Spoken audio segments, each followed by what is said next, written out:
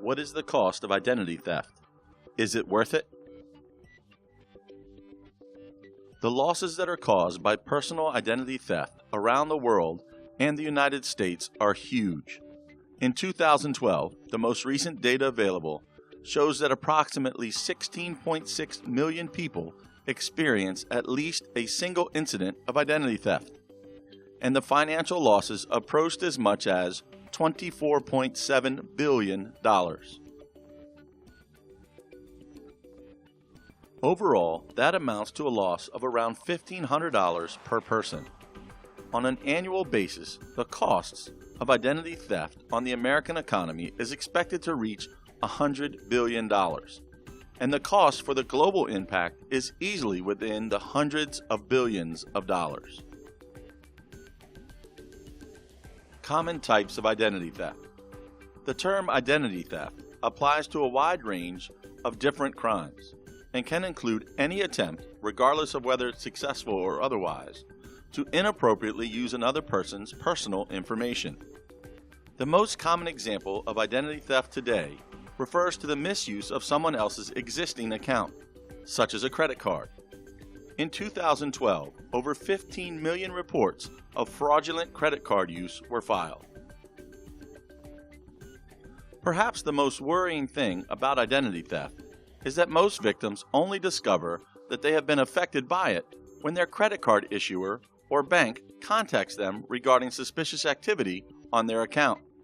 By this time, serious damage could have already taken place. The real cost of identity theft.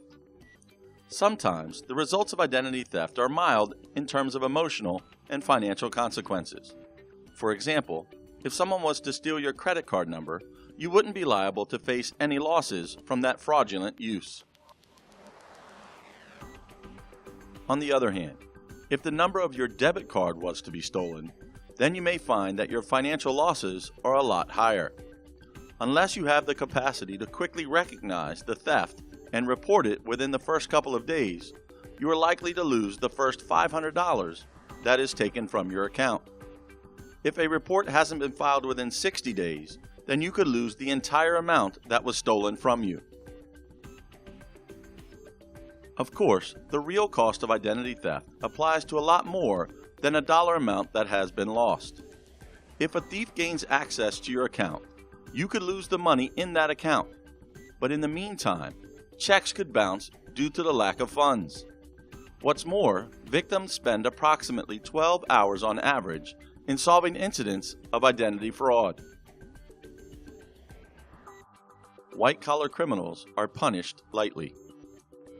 Victims who have had their personal information stolen and used to create new accounts may find that they are left with months or even years of issues to clean up when it comes to dealing with credit reporting agencies and creditors.